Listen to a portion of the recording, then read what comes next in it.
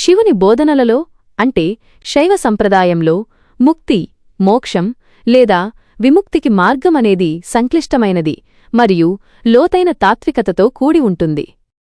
ముక్తిని పొందడానికి మార్గం సాధారణంగా ఈ క్రింది అంశాలను కలిగి ఉంటుంది. 1. శివుడే పరమసత్యమని సుప్రీం రియాలిటీ గ్రహించడం. శైవం ప్రకారం శివుడే సర్వోన్నతుడు, సృష్టి, స్థితి, లయకారకుడు. ఆయనే అంతిమ సత్యం, బ్రహ్మం. వ్యక్తి తన నిజమైన స్వభావాన్ని శివునితో ఏకమైనదిగా తెలుసుకోవడం ముక్తికి తొలిమెట్టు. 2. ఆత్మజ్ఞానం, సెల్ఫ్ రియలైజేషన్, ఆత్మను తెలుసుకోవడం. వ్యక్తి తనను తాను శరీరం లేదా మనస్సుగా కాకుండా శివుని యొక్క అంశగా, శుద్ధ చైతన్యంగా, ప్యూర్ కాన్షియస్నెస్ తెలుసుకోవడం.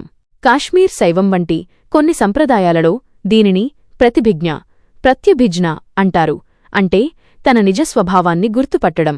3.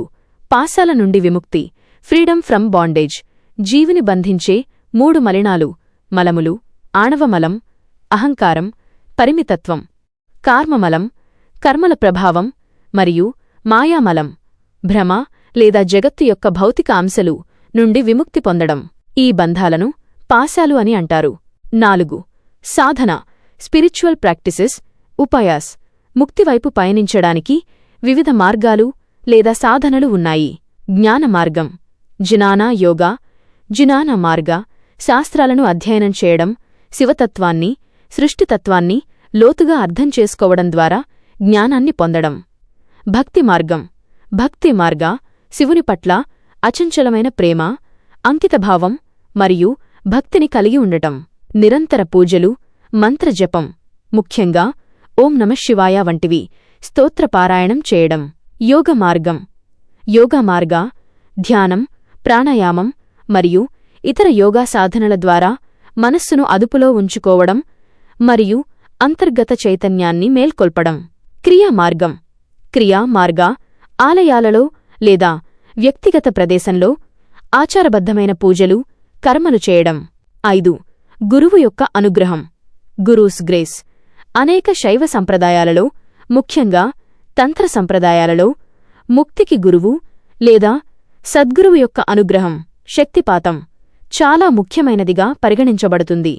గురువు సరైన మార్గంలో నడిపించి అజ్ఞానాన్ని తొలగిస్తారు.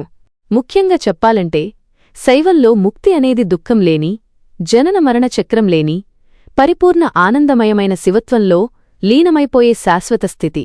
ఇది జీవితంలోనే జీవన్ముక్తి లేదా శరీరం విడిచిపెట్టిన తర్వాత విదేహముక్తి పొందవచ్చు.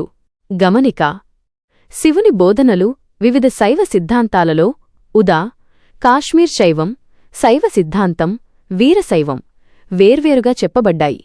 కాని పైన పేర్కొన్న అంశాలు సాధారణంగా ముక్తికి మార్గాన్ని సూచిస్తాయి.